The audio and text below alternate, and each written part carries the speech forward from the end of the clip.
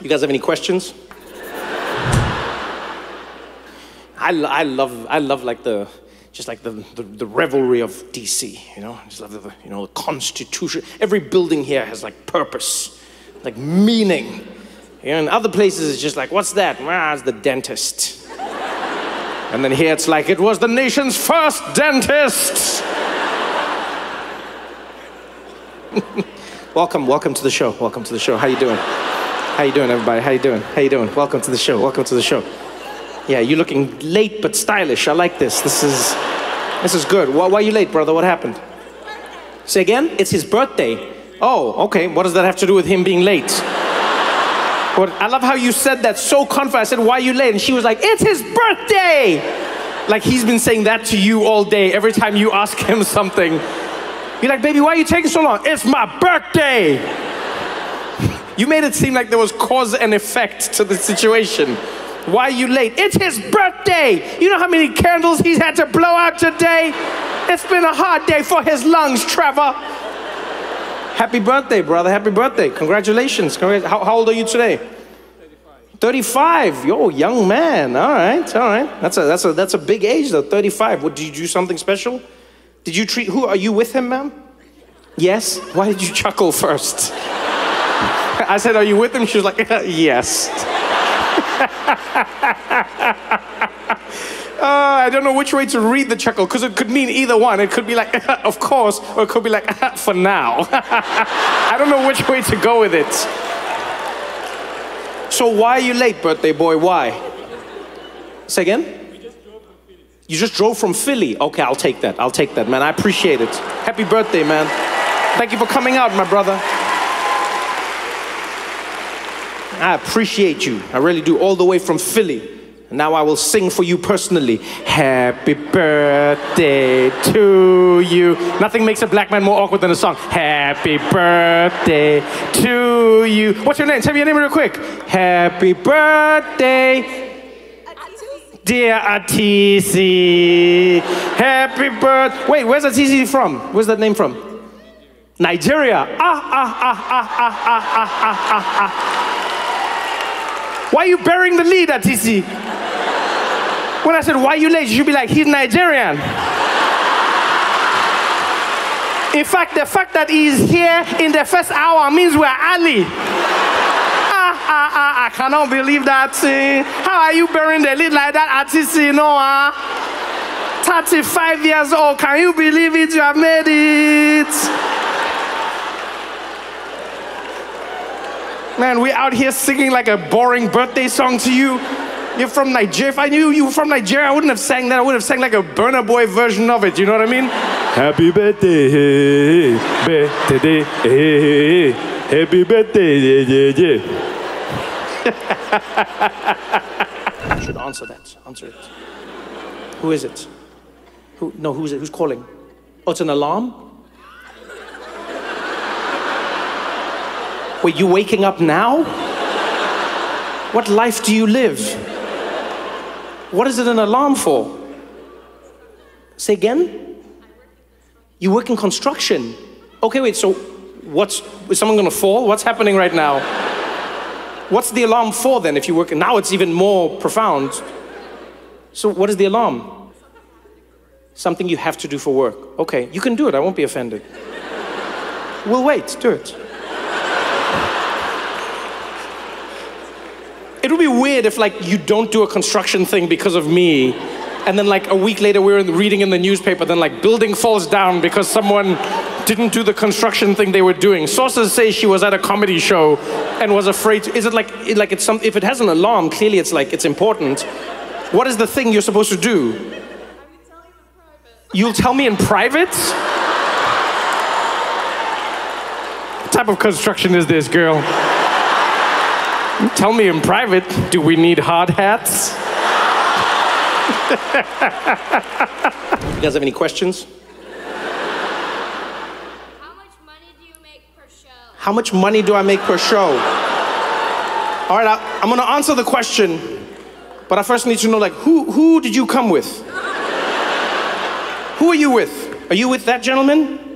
Yes. Are you his father, sir? And then are you the mom? Okay. You are confirming you are the parents. Okay.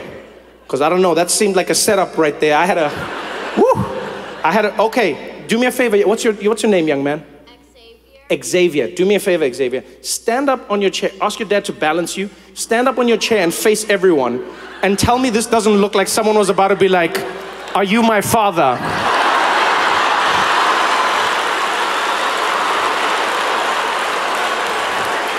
Yo, Xavier, my life flashed before my eyes, Xavier. My life flashed before my eyes. I was like, wow. I didn't think it would happen like this. Damn, Xavier. But I answer you the same way I answer my little brother, because when I tell him like actual amounts, then he doesn't treat money with respect. So it's a like, what do you need to buy in your life, Xavier? V-Bucks. A what? V-Bucks. V-Bucks in Fortnite? Yeah. Oh, yeah. So I have enough to buy like a lot of skins. Yeah, I can buy like a lot of skins, Xavier. Yeah, like I can emote for days. I'm in there, Xavier. Wow, that I'm not even joking. You guys, you don't understand what I'm looking at right now. There is a little me with an afro sitting in the second row. Oh, you're just like, oh boy. I was like, oh, you shouldn't take questions, Trevor. Is this how it's gonna turn? Well, just like, what do I do? I met him at the show. What do I say? Where have you been? What do you mean, where have I been? I don't know you. Why did you leave me? Oh, goodness, Xavier. I go down to the pharmacy one day. I have to buy pain medication for my mother. So I get there with the script. The woman's behind the counter. She's like, hi, sir, can I help you with anything? I said, yes, I need to fill this prescription, please. She goes, okay, sir, let me just check there. That's for Mrs. Noah? I said, yes. Okay, dear, hold on, miss. Oh, I'm sorry, sir. We don't have any stock there. So what do you mean, no stock? She says, yeah, we got nothing of that medicine. She says, okay, well, when are you getting more? Oh, we're not going to get for a few months, eh? There's a back order problem. Okay, so what do you... My mom, she needs the pain medication. She says, yeah, I'm sorry. Oh, just joking.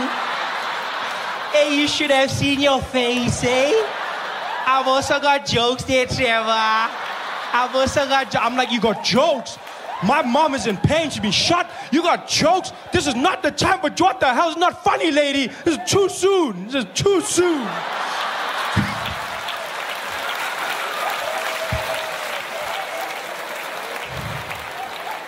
It's too soon.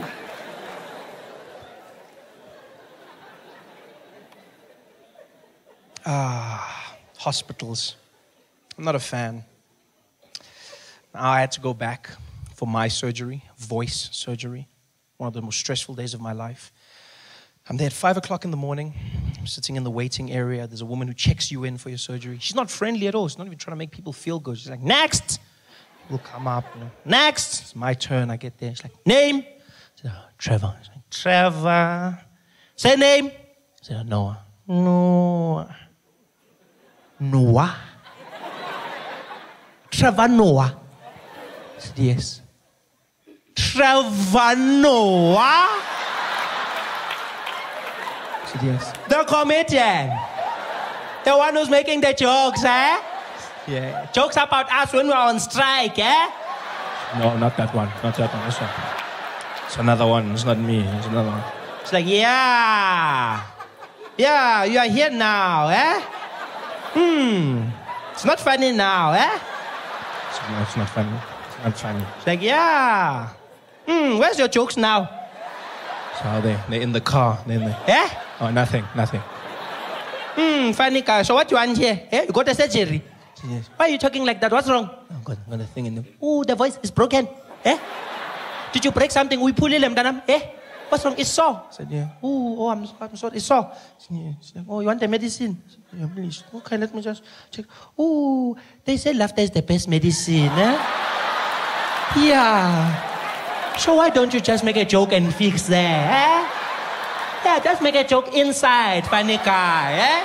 Fun. Even me, I can do it for you. I can make a joke, eh? I can fix that. Knock, knock. Who's there? Nobody. Yeah.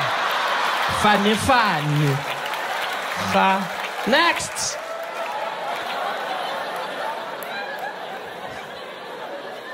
It's not funny. It's my life. Oh, welcome, guys. Welcome. Just in time. Just started the show. Did he just ask you, what did I miss? Why are you guys so late? What happened? Eish. See, patience. Eish.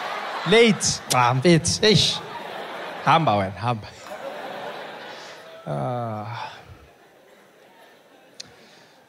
Luckily, the voice surgery was a success. You know, I had a great doctor. I was blessed enough to be able to heal. And I can do the shows again. The most important thing, though, is the tea. As weird as it sounds, I have to drink it. It's a mixture of rooibos, lemon, honey, ginger, sea salt, and bicarb. Disgusting, but it works. Which is great. I can do my shows in South Africa. I can do my shows in Southern Africa, which is fantastic. You know, I started doing that, going out into Africa. Have you ever been into Africa, sir? No? What's your name, if you don't mind me asking? Gerard. Never been out into Africa? No. The reason I say into Africa is because this is not Africa. No, South Africa is not. This is Africa light, guys. This is... Don't get it twisted. When I say Africa, I mean Africa. Like Africa. No jokes. No white people. Nothing. It's just you in the streets, Gerard. Just you. You see like one other white person, you get happy. Yeah. It's a reflection.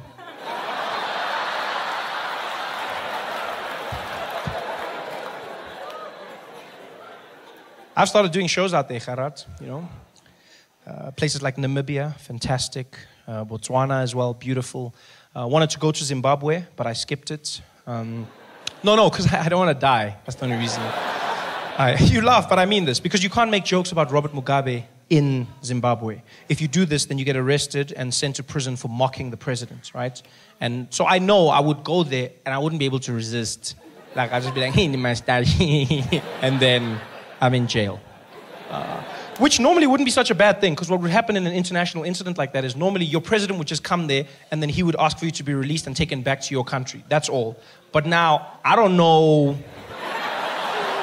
if that guy would come and fetch me.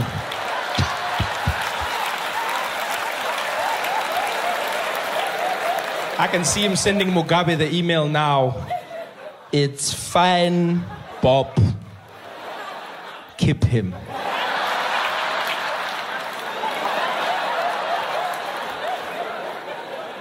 So I'm not taking any chances. Hey there, thanks for watching. Now, all I need you to do is click on that little circle on your screen. Yeah, that one. Oh, yeah, just like that. Hold on. Yeah, click. Nice. And it was a Sunday morning.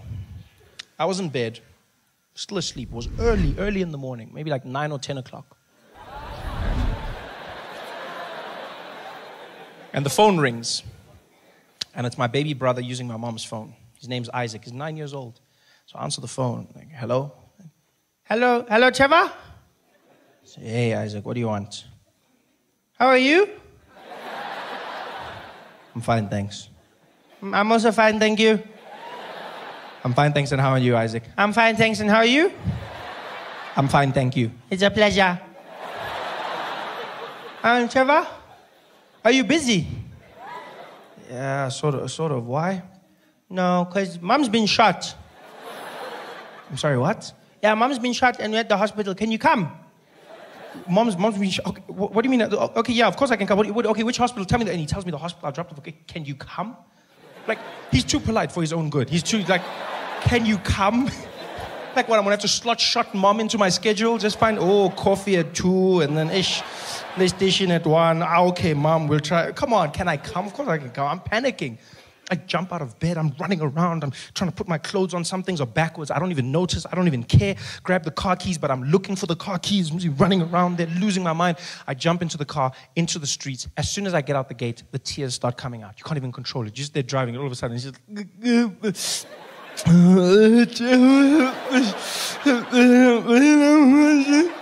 I'm driving, I'm trying to hold it back, but then I get to the traffic lights, the robot is red, and I just let it out. It just comes out. No,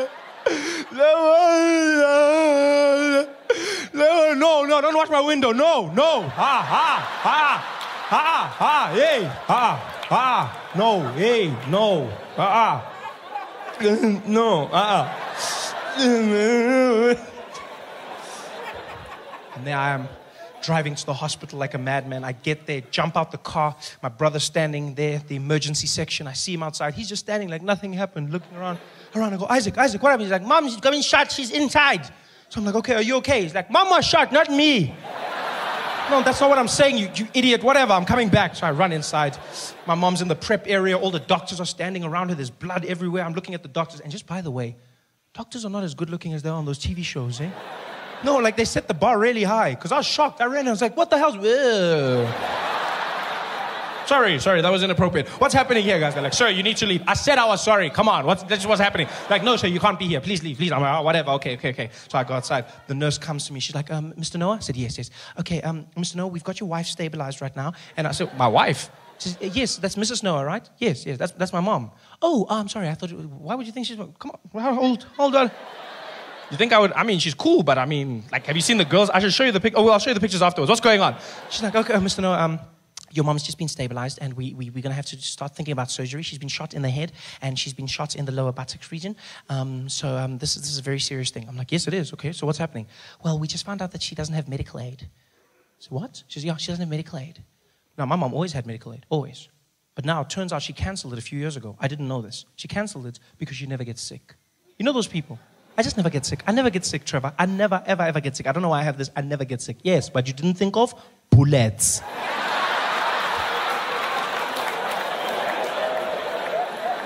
Now she's in the hospital, no medical aid. So I said to the nurse, well, what does this mean? She says, well, Mr. Noah, it means we're going to have to put her back in the ambulance and send her to a public hospital. I said, but she's bleeding now. You can't say. She says, I'm sorry, so that's all we can do. She has to go to a public hospital. Now I'm panicking. I mean, public hospital?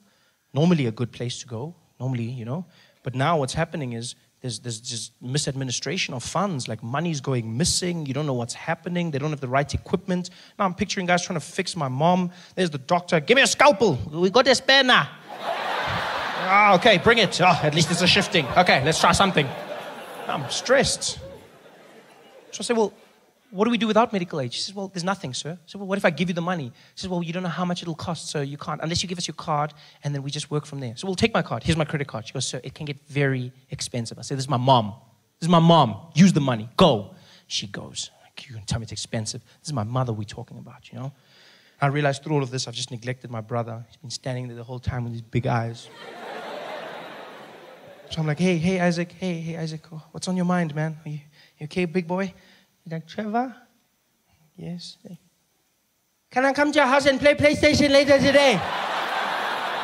How are you going to ask me about PlayStation? Your mom has just been shot. You can't be asking me about what the hell is wrong with you, stupid child. You know what? You're never going to play PlayStation ever again. Ever. No play PlayStation for you ever in your life. Ever. Go away. Go sit down and think about what you just... PlayStation you're going to ask me. How the hell is you going to ask me about PlayStation? The nurse comes back. She goes, okay, Mr. Noah, we just used 900 Rand for some blood tests. I'm like, okay, why are you telling me this? Yeah, because it's 900. This is my mom. Use the money. Go. She goes away. I'm like, 900 Rand. How are you going to tell me about that? She comes back again. She's like, Mr. Noah, we need 2,000 Rand for some x-rays. This is my mom, not a pair of jeans. Use the money. Go. She goes away. I'm like, this is my mom's going to die. Asking me questions here. Busy asking me, my mom's going to die. My mom's going to die. That's all I'm saying. And I say it. My brother hears me. He starts crying. I'm like, Isaac, I'm sorry. Are you okay? He said, I'm not okay. You said I'm never going to play PlayStation ever in my life. And I want to play Need for Speed, and now I can't play PlayStation. I'm like, you still crying about play? You have no right to cry. You hear me? You shut up. Stop crying. You can't cry about this. You shut up. Now some woman comes out. She knows my mom's been shot. Now she thinks I'm telling my brother not to cry about my mom. She just gets involved. She's like, hey, you let him cry, okay? You let him cry. Some people express their pain in different ways. You let him cry. I'm like, I will not let him cry, lady. I will not let him cry. Many kids grow up without one, okay? It's just none of it. It's fine.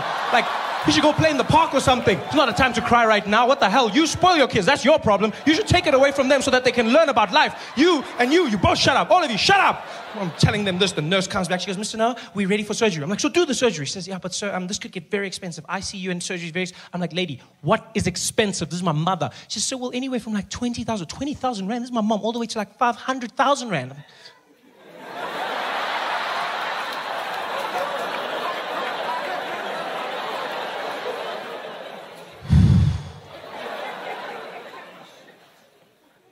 Yo, but she's lived, eh? I mean, she's like, what, 56, 57? I mean, it's almost finished. I mean, you know? Even she says she's old. I mean, you know? And you said the bullets in the head, and head, it's finished. Yo, because now we need to pay for the funeral, and we need to buy scones for everybody, and this guy needs a PlayStation, you know? So, I mean, I don't know if... She's like, sir, we need the go-ahead, otherwise we can't do anything. I said, okay, well, you know, use the card, just use the card. We'll handle the debts. She goes away. I'm stressed. Because I've seen this happen to people. Go into a hospital, you don't have enough money, use your credit card, next thing you're in debt for years, and the person could die. Yeah, the person dies. And when they die, the doctor doesn't give you your money back. No. No, he doesn't. Yeah, because he tried, and that's all he has to do. You'll get there and be like, doctor, did you win? Be like, wah, wah. And your money's gone. That's all I was stressed about. But the most amazing thing happened. Turns out, my mother wasn't that badly hurt. It was a miracle, really. The ass bullets didn't do much damage, because my family's gifted. The head bullets didn't hit anything vital, yeah? Other than the head, obviously.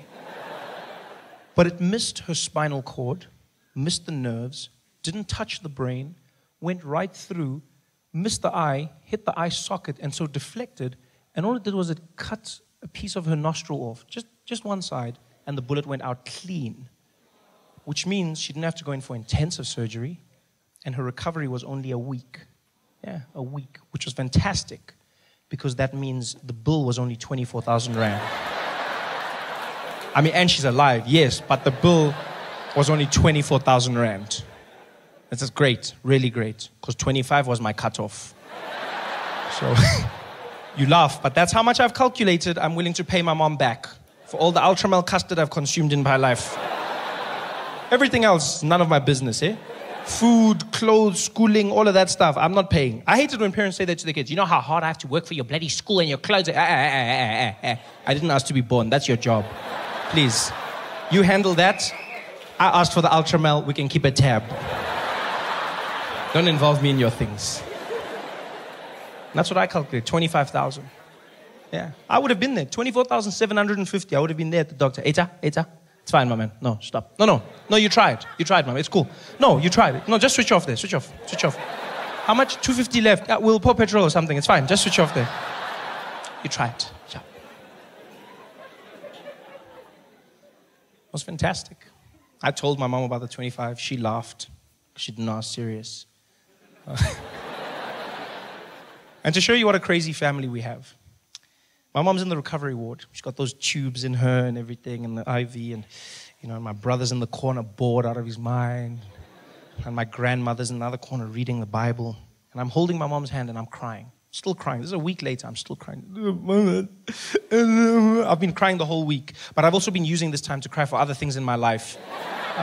No, because as a man, you need to know when to cry. You loop it all together and you just cry at one time. It's like we cry in bulk. You got to understand. You cry. You don't just cry one. Cry in bulk. Yeah. So I'm crying for everything. And my mom looks at me and she goes, shh, Trevor, shh, don't cry, baby. I said, no, mom, I'm going to cry. You were shot in the head. And she says, no. Look on the bright side.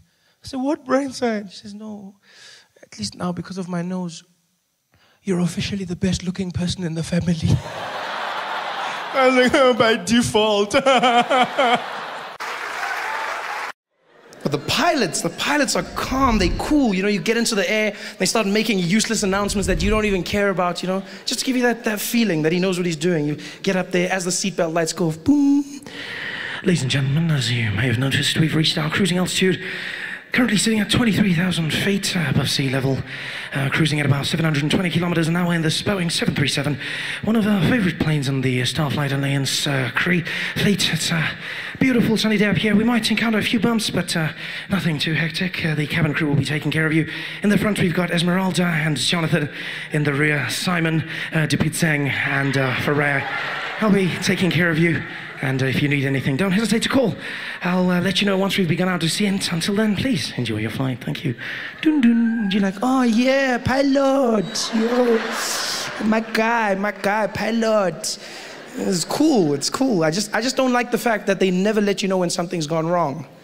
It freaks me out because they trained to keep you calm no matter what's going on. And I noticed this because we hit turbulence. Coming into Joburg, there were hectic storms, and the plane started shaking, and it wasn't like the calm turbulence. It's that turbulence where people, the knuckles get white when they're holding their, and because people try and act natural in the plane, they'll be like, and then they get to a point where they're like,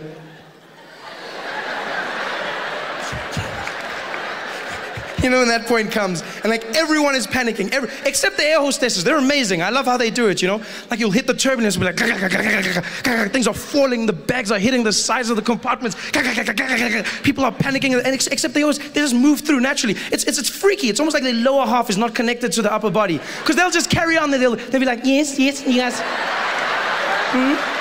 would you guys like some coffee? Yeah, okay. There you go. Be careful, it's hot. Thank you. All right then. Anything for you, sir? Yeah, okay. Okay then, just pass me a apple juice, all right, thank you very much. There you go. Would you like some ice? No ice, thank you. You know how they do it. And then the pilot has the nerve to come on in the middle of the biggest storm ever. The plane is shaking, the wings are tilting slightly upwards. You think you're gonna die. It's like, people are screaming. It's like, ladies and gentlemen, we've encountered some slight turbulence. We'll ask that everyone return to their seats at this point and refrain from using the lavatories. Please note we will be flying at a high altitude to try and alleviate the problem. Also, keep your seatbelts fastened, and no hot drinks will be served at this time for your safety. Thank you very much, and I'll speak to you in a moment once we've gotten out of this bumpy patch. Speak to you in a moment. That moment might never come. He doesn't tell you this. When the nationwide flight lost an engine, the pilot said nothing. It just fell. Quiet. I don't want a pilot like that. I want someone who lets me know. I want to know before I'm going to die. I want to know. I want to say a prayer or two. I want to prepare myself, I want to forgive everyone that I hate in the world. Give me a chance. Give me a chance. But they don't, pilots. No, they don't. I bet people who die in plane crashes don't even know they've died. Must be the worst feeling in the world. There's like a whole bunch of confused people popping into heaven like, poof. I swear these airports change all the time. I never know where to go. I'm like, are we in heaven? Oh, wow, I can't believe we made it, hey? I can't believe, wow, this is amazing. And there's St. Peter at the gates, and he's like, come forward, please, come forward. Come forward. She's like, who you are? I'm St. Peter. How about you? Yeah, I know, many people are shocked. Just come. I get that all the time. Just come. No, I just thought that, no, don't worry, just come, please. Just wait till you see Jesus. Come.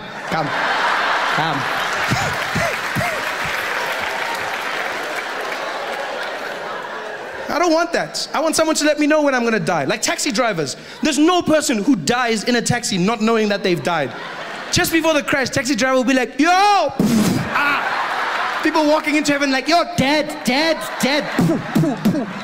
Yeah, no, Shonile, we're dead. Gone. Ay. They know. Sometimes they survive the crash, but they still think they did. They're walking on the pavement, dead. You're dead.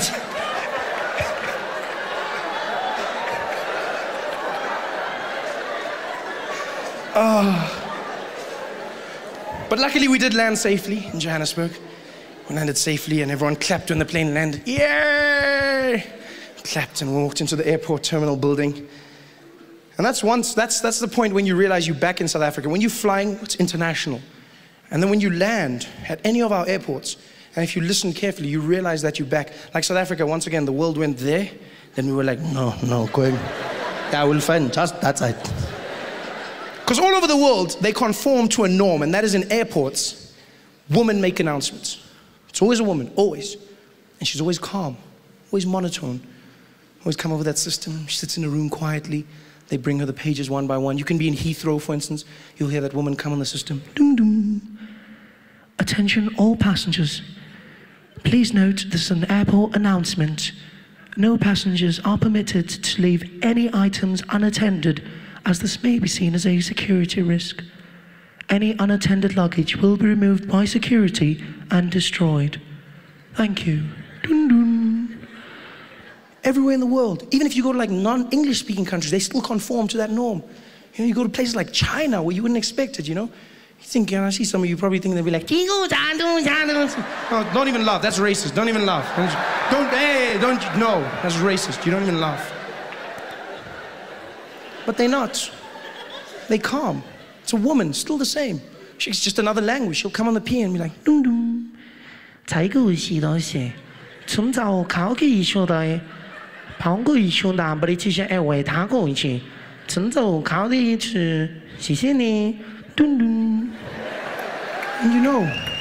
you know they've conformed. And then you land in South Africa. And you know you've landed. You know that you're back home. When you walk into the airport terminal building, you walk in, and I don't even know if they audition the people who do it. No. It's almost like whoever's closest to the mic gets to do it first, you know? It's the craziest thing. Luckily, 99% of the time it's a woman, but she'll come on. It's the craziest thing ever. As you walk in, she'll come and be like, dum dum. Attention all passengers. Attention all passengers. Hello. Hello, I'm talking to you. Hello.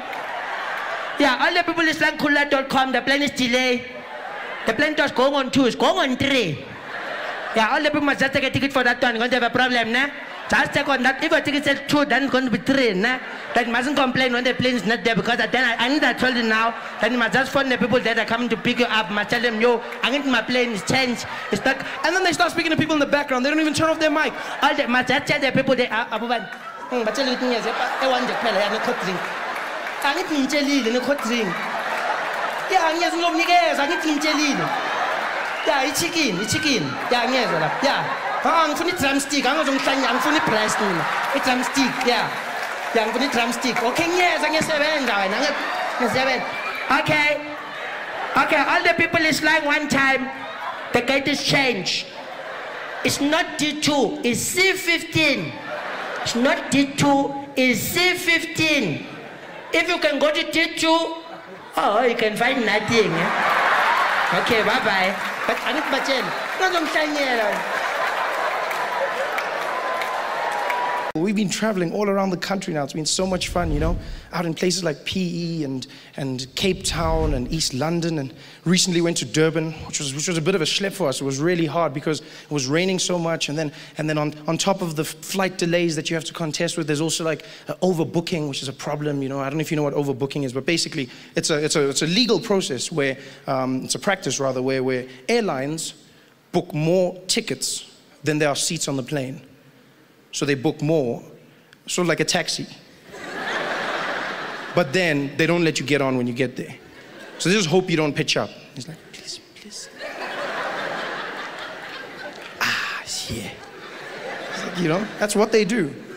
And so we flying down to Durban, and it was the funniest thing ever. We're standing in the queue, everyone's all fidgety in the line, looking at their watches, and they call us forward. They're like, next, please, next. So we go to the counter, and there's one of those women there with her glasses and her relaxed hair, and she's there.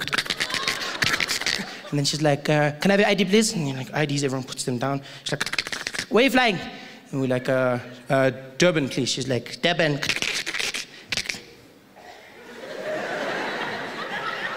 Durban. Yes. Mm-hmm.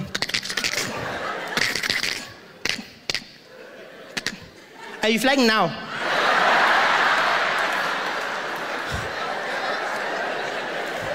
No, tomorrow, it's a practice run. Are you flying? And we're like, yes, we need to fly now. Okay, and then she starts typing frantically. which I never understand, because when I book my tickets, all I need to do is click. It's click, click, click, click, click, click. That one, click. That one, click. And then it does it all and then she's there.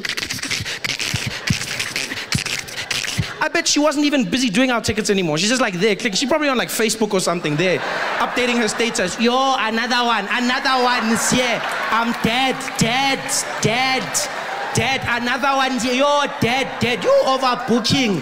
Dead. Oh, poke back. Dead. You dead. Death by overbooking. Yo.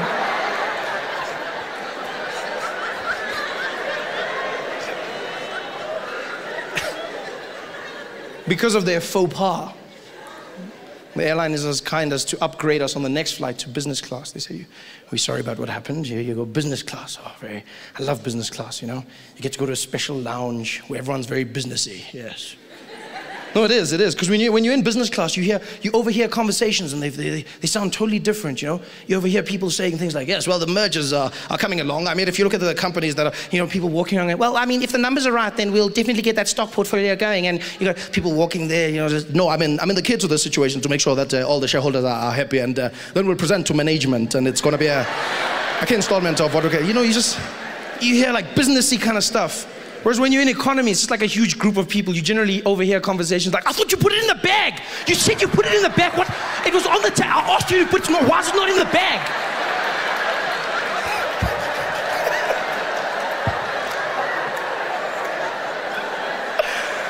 Oh, wow.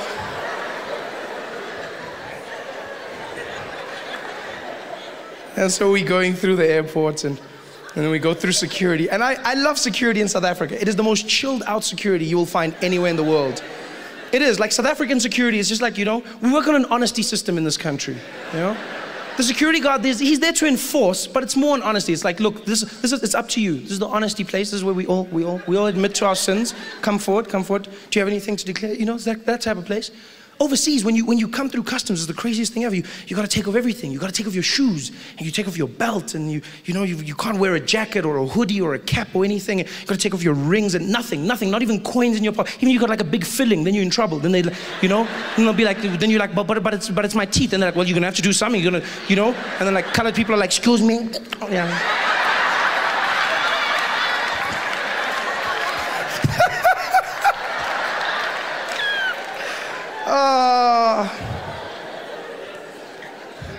That's crazy. Whereas in South Africa, I sometimes feel like these security guards don't actually know what their equipment does. You know, they're very chilled out about it. Because you walk through at airport security, and you get there, and the guy will be like, code number four. And then you go through, and you stand there, and the guy will be waiting. He'll give you that bucket, and he'll be like, what's in the bag? Like, what do you mean? He's like, is there a laptop? Yes. Out. Take it out. Laptop out. Please, put it by itself. Put there, yeah. Any other laptop? You're like, no. Laptop out. Like, okay. What did you do? Okay, there it is. Okay. And my gun? No, it's fine. Just the laptop. Yeah. Watching you. It's so much fun. And you walk through the metal detectors, which I swear either don't work or these people really don't understand them at all. You walk through metal detectors, and it's not just at airports, no matter where they are in this country. You walk through a metal detector, a casino, a school, government institution, you'll walk in there, and then it'll make that sound, but then I don't know if they know what that means. Because you walk through and be like, beep, beep, beep, beep, beep. And you see how security guards smile, because they get ready, because they're going to use the wand. They love the wand. You can see they wait the whole day. Yes, my time has arrived. Excalibur, I call upon you. It's like, what the hell's going on? Yeah, just stand there. Yeah. Pulls out his wand. You know those black ones, just pulls them out. And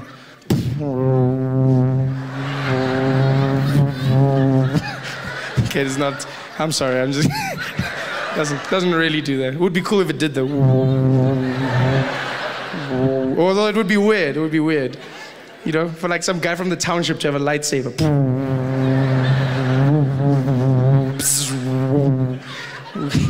Wouldn't work at all though. It wouldn't. It wouldn't be like Darth Vader. It would be like Braveda. Ah, Prafi!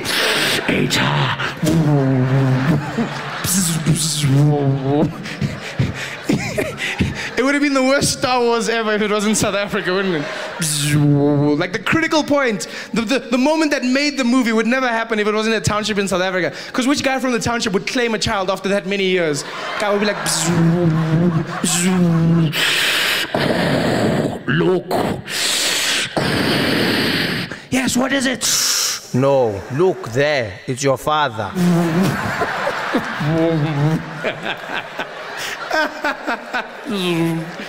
But it wasn't. Okay, sorry, go ahead. I digress. The wand. Comes, sorry. Comes out with the wand. And they always do that thing, you know, they go around. And we don't know what it's supposed to do or not, you know.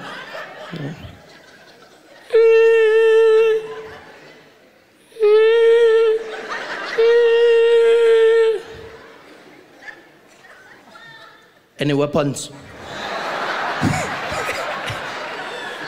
What was that for? Even if I had something, I'm not going to tell you now. Obviously, you have been defeated. Any weapons? No? Oh, okay. And that's it. We like work on the honesty system in this country. Everywhere you go. Like, I'd like to meet the genius who invented the honesty book. Ah, yes, the honesty book. Yes, the book of truth. No one can lie when they write in this book. Whenever you visit someone at a townhouse or office complex, we have the book of truth. Fill in the book before you enter. Name, ah, yes. Surname, phone number and address. Reason for visit, PVT. Go just do that, look at everyone else. PVT. And once I asked the security guard, I was like, what's the point of this? Why am I filling in this book? He's like, no, it's for security reasons. Says, I figured that much, but what is it about? It's like, it's so that if you can do anything bad inside there, if maybe you can steal or kill someone, then we can find you. Ah, of course. Because I wrote my real name and surname. The honest killer strikes again. It's just ridiculous. I was like, okay, and then I kill someone, and then what are you gonna do? It's like, then you sit there, we can just phone you and tell you must come back. Yeah. Same time. When you think about colonization, it is the strangest thing you can think about. Because conquering is one thing. You go to another country, you take what's theirs. You want more. You take the land, you know, you take the resources, you kill the people. That I understand. But colonization, I don't condone, I understand. But colonization is strange because you go there and you don't just take over. You then force the people to become you. That is such a strange concept. When you think about where the British did it, I mean, they did it in Africa, they did it in Asia. And think about in India. Those cultures could not be more diametrically opposed. And out of nowhere, the British just decided to roll up. Imagine what the Indians must have felt like on that day. Minding your own business, walking through a field. Next thing you know, the British showed up on horseback.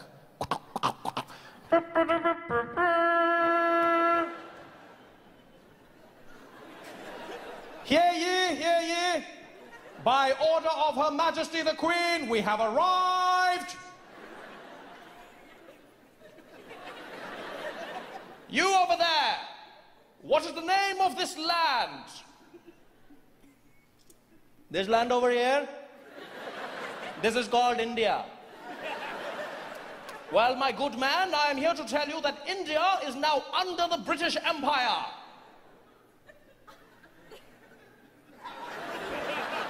And I'm glad that I can tell you that India is exactly where it was yesterday.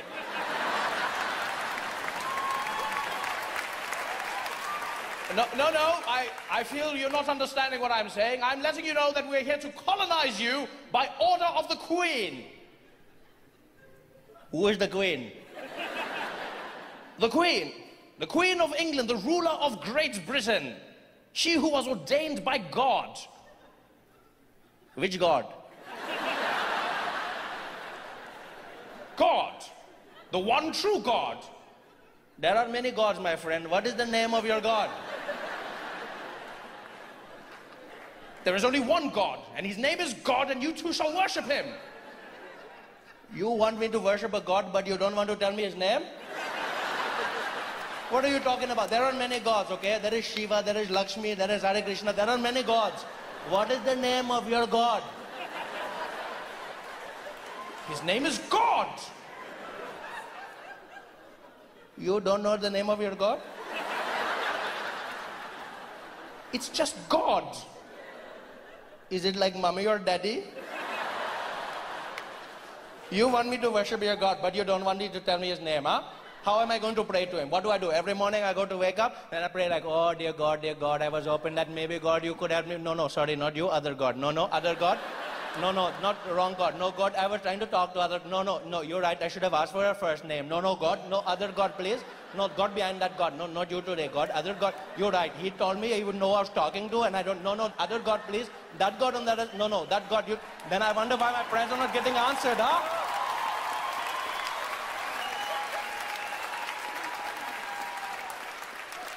How dare you speak to me like that? Do you know who I am? No, because you never introduced yourself. I have come here representing Great Britain. And I have never heard of Great Britain. Who gave you that name? Well, we did. You called yourselves great? Isn't that a little presumptuous? Shouldn't you wait for other people to tell you how great you are? Huh? Shouldn't you just go around the world and just do good things? Then people go, oh my God, Britain, look how great you are. Well, I beg to differ. I believe we could do it because we knew instinctively. We are Great Britain. Well, in that case, welcome to Great India. No, it doesn't work like that. It doesn't work like that. How dare you speak to me like this? Look, you're the one who dares to speak to me, okay? I was here minding my own business in my land. You came over here riding on your skinny cow, telling me that things are going to change. I don't know who you are. All I know is you are really crazy, okay? You're not feeling too right, and I didn't want to say anything, but you look like you're going to faint. In fact, it looks like you have died last week, okay? Something is very wrong with your skin. You're not looking good, my friend. Maybe you should come down. We have a curry. We talk about this. What are you talking about? I look quite normal. You do not look normal, my friend. I've never seen anybody with that complexion in my life, okay? You look like you're playing hide and seek with the sun your entire life. I don't know what is happening, but that is not how a person should look, huh? I can see your veins pumping through your skin right now. Do you know how creepy that is? Pumping. If I was your doctor, I don't need X-ray machine. I just go, what is problem? It is your kidney. How do I know? Because you're translucent. That is how I know. Damn you, we are going to run this country whether you like it or not. We are not going to do anything you tell us. You're a madman. We are going to take it. You're not taking. We're going... She's all yours. Take. What do you love about India? I love many things about India. I went for the first time this year, and it was amazing. You know what I love about India is that it exceeds so many of the expectations that people have put on it unfairly. You know, people like, oh, India, oh, it's really shit, and it smells everywhere, and it's like, no, there are parts of India that are not great, many parts of India that are beautiful, developing, growing, some of the best food you will ever have in your life, some of the richest history you will engage in. India is phenomenal. I will say this, what I didn't love about India, because I wasn't prepared, is that, like, I'll warn you, I'll tell you something no one told me before I went to India. And that is, any idea you have of your personal space, just let it go. Just let it go. Doesn't matter what country you're from, like personal, just let it go. Relearn it. Yeah, because India truly makes you grapple with the idea of where do I begin and where does someone end. It's a spiritual place. I've never been to a country that is so packed in my entire life. Like, it is packed in India. Like, we throw around 1.5 billion people. Oh, they've got 1 billion. No, they've got 1 billion, like 1 billion, like they've got 1.5 billion people. India's no joke. No joke, and it's everywhere. everywhere, just people everywhere, cars everywhere. You've never seen traffic until you've gone to India. Like here, people are like, oh, the traffic's really bad today. This wasn't traffic. This wasn't traffic, London. This still had hope. Yo, India's no joke. No joke. You just sit in the car, you don't move, nothing. You're just like there, and then a cow overtakes you. She's like, was that a cow?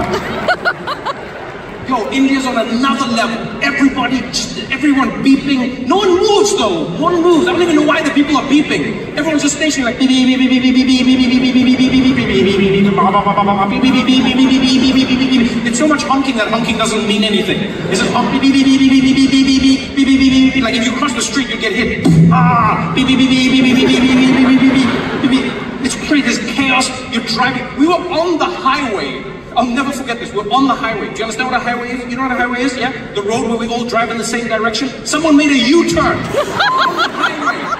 They made a U-turn and then just drove. The traffic wasn't really moving. And then they clearly were just like, well, I don't want to do this anymore. And they turned around and they drove against the traffic.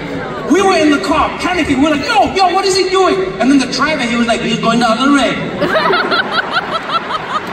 And we were there like, yeah, stupid us. I mean, of course he is. So sorry. India was wild. India was wild. Yo, if you know how to drive in India, you know how to drive anywhere. The cars are coming at you, all directions. The lines don't mean anything. Road markings mean nothing. Traffic lights are just a suggestion. I had to like re-traumatize myself with all of this. Like here in London, I'm the only idiot like crossing the street when it's red. Everyone looking at me like, what are you doing? The colors. I'm like, yeah, I was in India. India, those colors mean nothing. It's almost like they saw the lights in other countries and they came back and they're like, we have to build traffic lights. It's like, okay, what are they for? I don't know, but it makes the intersection diverse. What do they understand? Yo, India was wild. London, let me tell you something now. India was what I've never been in a place like India in my entire life. This is how close the cars were. This is how close. Right? The cars, everybody is playing a game of chicken. Everyone. Every car is an inch away from another car. Every single car, an inch away from the other car, an inch away from the other. Like everyone is almost touching, I didn't realize how close each car was until I was on a FaceTime with a friend of mine. He calls me, he's like, yo man, how's India, what's happening? We're chatting. And then he goes, oh well, at least you're making friends. And I was like, what? And he's like, yeah, who's your friend? I was like, what are you talking about? And then you know how on FaceTime, your picture's small, right? Yes. I blow up my picture when he see it. And then I realized that there was a bus that was so close to us. It was so close to our van that there was a guy in the bus who was just in my FaceTime the whole time.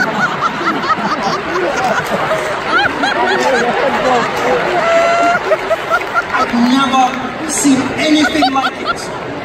Yo, India is rock and roll, people. India is truly rock and roll. All space, personal. We were at the Taj Mahal. But the Taj Mahal, right? I'll never forget this. We're at the Taj Mahal. And it's one of the most beautiful places. If you ever get a chance, go see it. It is a wonder of the world. We're standing in a line because they have a ton of security in India at public places because of the terrorist attacks that happened years ago, right? Same thing in London and Paris, etc.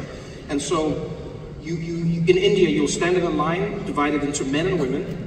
And then what happens is when you get to the end of that line, there's a metal detector. And then on the other side, there's a little podium that you have to stand on. And then there'll be like a man in military fatigues. And they'll wand you down with another metal detector. And then they search you. Very thorough, very thorough. So we're standing in these lines. Men, women. Standing there lined up. And we're lined up the way you normally line up, right? And it's my friend, and then it's me, right? And I'm close enough to my friend that like I could whisper to him. He couldn't fall without touching me. Like it's general rules of engagement, right? And so we're moving forward. We get to the metal detector. In India, you have to stand in it and wait for a moment, and then you step through. He gets into the metal detector. I'm behind him. I turn to say something to our friend who's in the women's line. I turn back. There is now an Indian man who is in the gap that I didn't know existed between me and my friend. My brain didn't understand what was going on because I turned and I came, now my friend was Indian, like in a second. You know, sometimes the human brain doesn't compute quickly enough, so I came back and I was like, what? And this guy wasn't even being a dick, by the way. He didn't like push in, he wasn't mean, it was like clearly a cultural shift. Like I was going, he like took my space, he was like, there was so much space. Clearly this guy didn't want to be in it. And he just slid in there and he stood. And he was just there. It was just like, I was so shocked at his magical appearance that I gasped. Like I literally, audibly gasped. I was standing there and he got in and I was like, oh! And I think in that gasp, I created more space because two other Indian men slotted in between us. Yo, London, I have never seen anything like this in my life. Like in the space of one, there were four. Like literally, all of us, all touching. We're like connected as human beings. Like our breathing was synced. I could feel all of our heartbeats at the same time.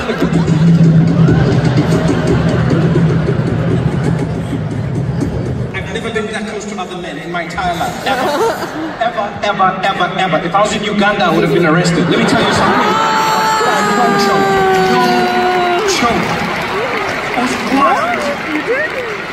Like I could see why they didn't have a line for women. If there was a woman in that line with me, she would have been pregnant. There's nothing we could have done. It's like it would just be. You just get to the other side and be like, all right, what do we name it? Nice meeting you. Nice meeting you.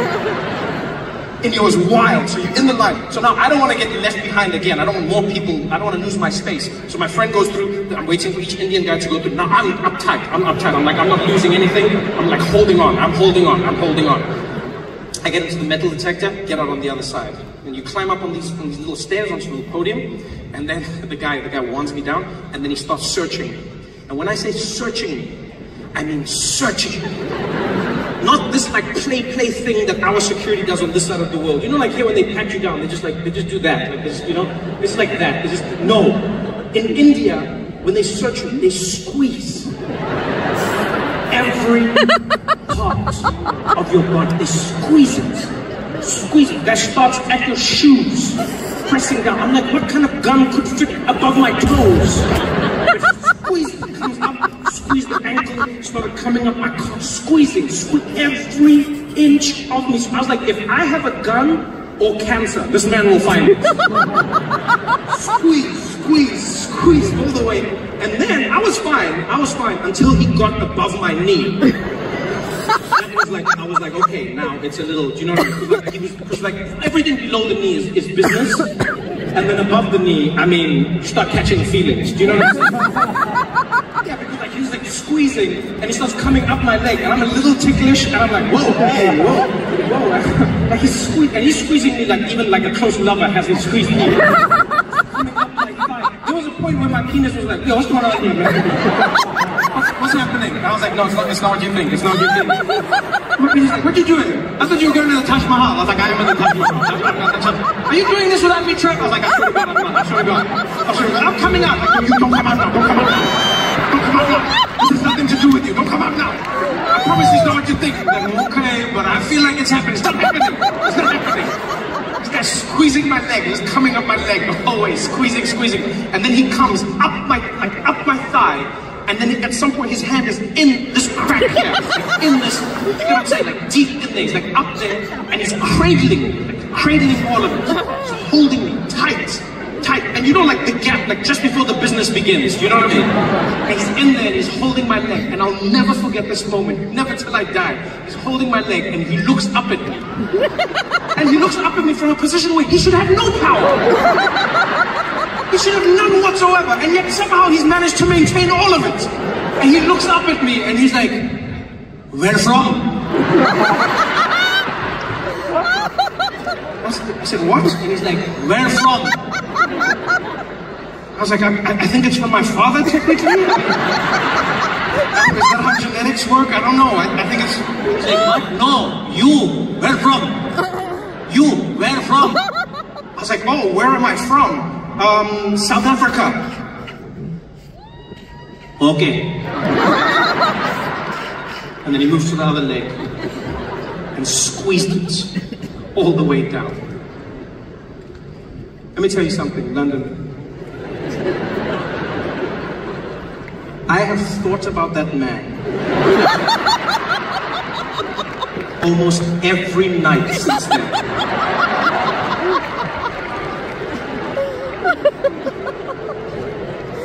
the way he touched me, the way he talked to me, the question, like, why that question? Why then? And I was like, was there a wrong answer? Like, was South Africa the only reason? Like I keep thinking, I'm like, was I this good? Like, I always imagine him just like coming up my leg and getting it. He's like, where from? Where from? And like, I was like, Pakistan. He'd be like, ah! Yo, man, London, you guys have been so much fun tonight. Thank you for coming out. I had such a great time with all of you. Thank you for being here. Thank you for coming out again. Good night, y'all. Did you have fun? Oh, this is amazing. Thank you for coming with me.